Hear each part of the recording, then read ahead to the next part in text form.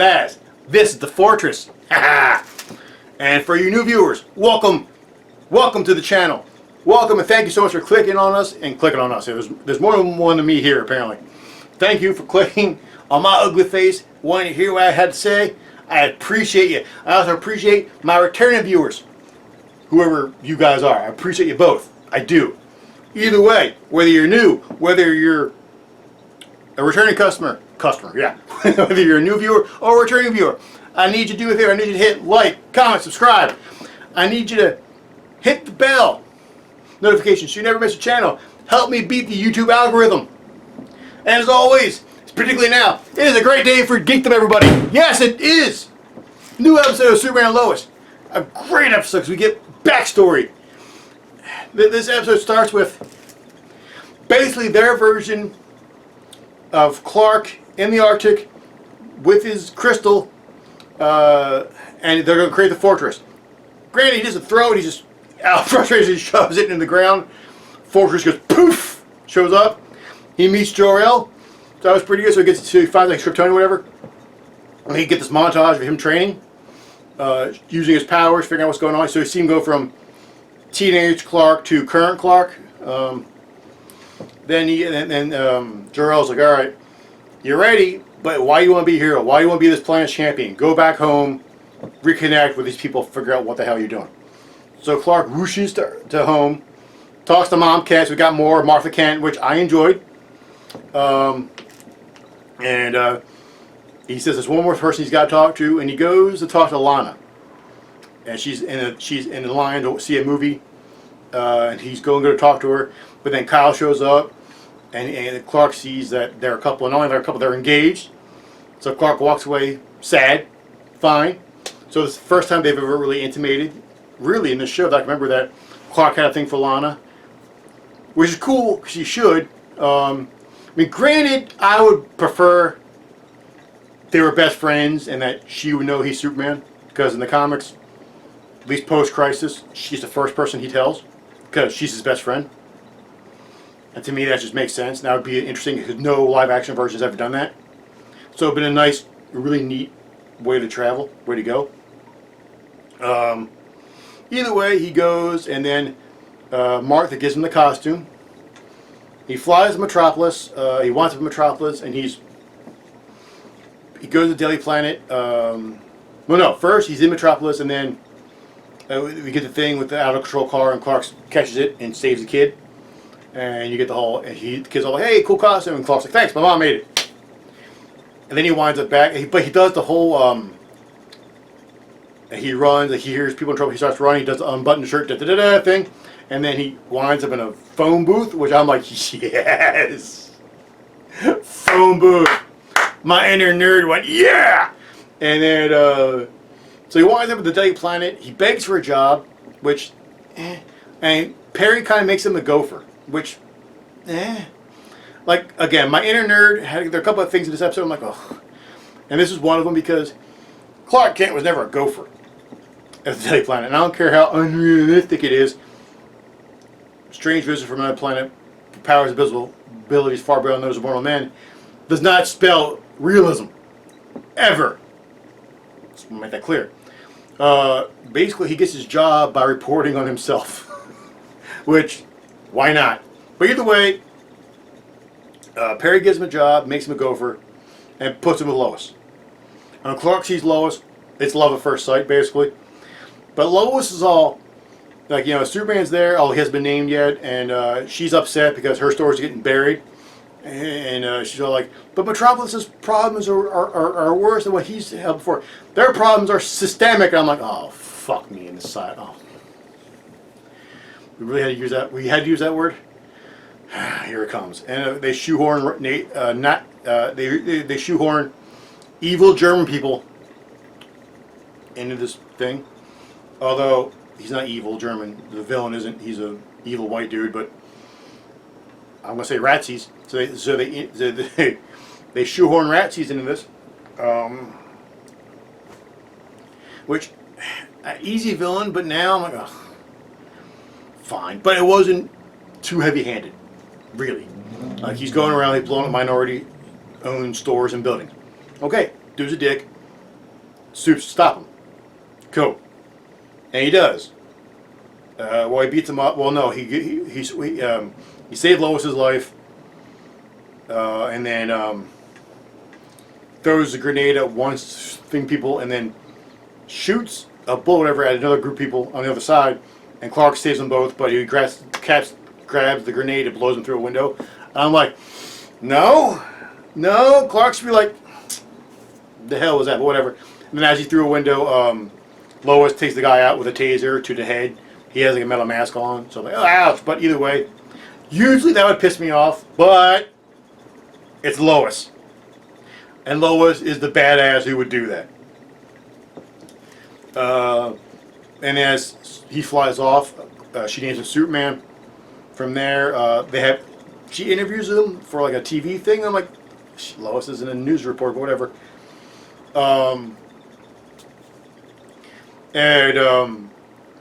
But they're there and they have chemistry, and then Lois gets pulled off the side because her microphone's not working. Her producer's like, dude, Supes wants to bang you, right?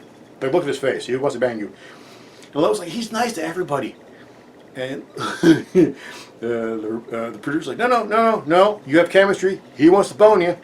And Lois like, that's great, but I'm already in love. And she speaks she loves Clark, who they've been dating for a bit. And the producer's like, one of the powers he has wouldn't be super hearing, would it? And they would look at Supes. Supes is like, and Lois like, fuck. She goes back and she's sorry, and Supes like, he's a lucky dude, whatever. So now, he just found out that Lois loves him, so that's awesome. And in this interesting wrinkle, she loves Clark before Superman, which is an interesting wrinkle because it's not how it happened in the comics or any other version. And Lois loves Superman before Clark. So it was an interesting wrinkle. I did enjoy it. But throughout this memory thing, at least once you get a glimpse of like a shadowy figure. And I don't mean like in the shadows. I mean a figure that's completely shadowed out, and then like a bad computer render. Then it vanishes, and then it keeps going, and then till finally, and then you see how Clark, like on the day Clark takes Lois to meet Martha finally. He tells his mom that he brought her here because he waited to bring her here until he was ready to tell Lois who he was. And you see him reveal himself as Superman, and then you get another montage of them getting married, him telling Jor-El about the marriage, and I believe at this point, it was at this point a bit earlier, you see Jor-El tell Clark to get out, like screaming at Clark, get out, leave.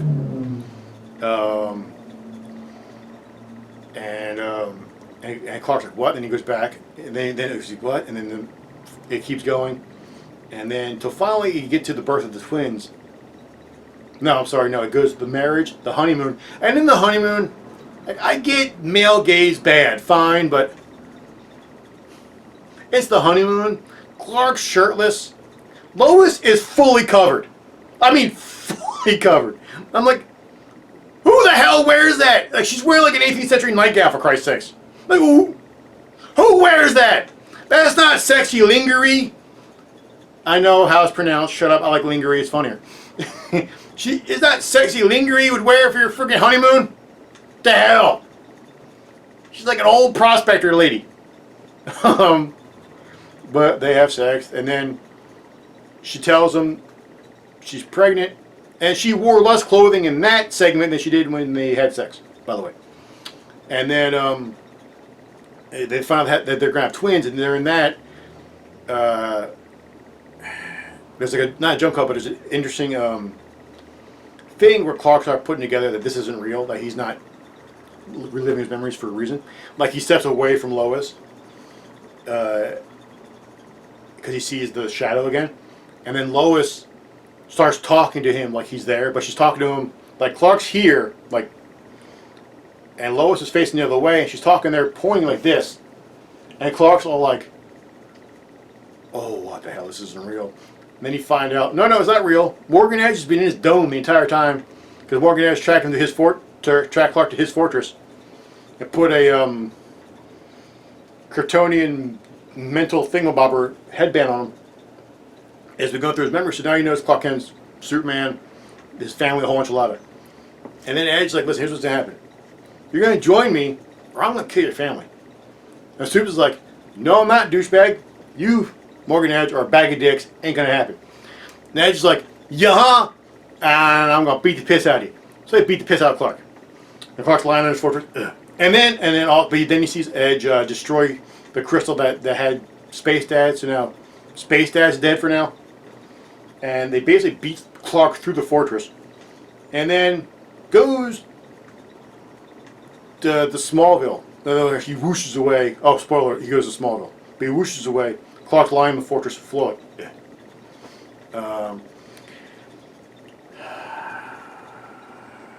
Sarah kisses Jordan, says I don't want to be friends anymore, and Jordan's like, sweet! But then Jordan and Jonathan and Lois are back at the farm. They're like, yeah. Jordan's like, I'm happy. I'm like, here comes Morgan Edge to screw this. It has to. Sure enough, he lands, and he's like, so here's what's gonna happen. I'm gonna kill you now because Clark needs to learn pain. And Jonathan goes, Jordan's like, hey, nah, and he shoots his heat vision at Edge. But Edge counters with his own heat vision. And they have the tug of war thing, but Jordan loses because he just got his powers so much ago, and so yeah, and he's about to kill Lois with his heat vision. Clark shows up, barely able to stand, but he whooshes in, and then Edge's like, I'm gonna kill your family, and Clark's like, no, you're not. I'll join you. And Lois is like, please don't. And Clark's like, I need to buy us more time. And Edge goes, all right, Lois, say goodbye to the man you know, because he's gone. And he takes Clark back to his fortress, which is in the desert. Then you see a bit of Edge's backstory about how he got his fortress. And he met his space dad. He was a real raging dick, which you expected. And he's all like, son, you are weak. We're going to make you stronger. We need the Eradicator. And here comes the ray of pain and anger and ouchies. And this big giant laser thing hits Morgan Edge, and Morgan Edge is like, ow! And then when Edge and Clark lands in Edge's fortress, Evil Dad's, hello, this is Kal-El, man, I don't like you, ray of pain, man. And they hit him with the ray of pain, and then Lois calls John Henry Irons, like, yeah, John, you were right, shit's about going sideways.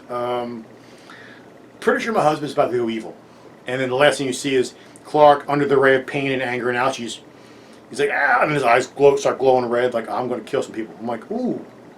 And the previews for next week's episode looks like Clark's going all evil. I'm like, oof, okay, interesting. I think it's interesting they're going to do that now.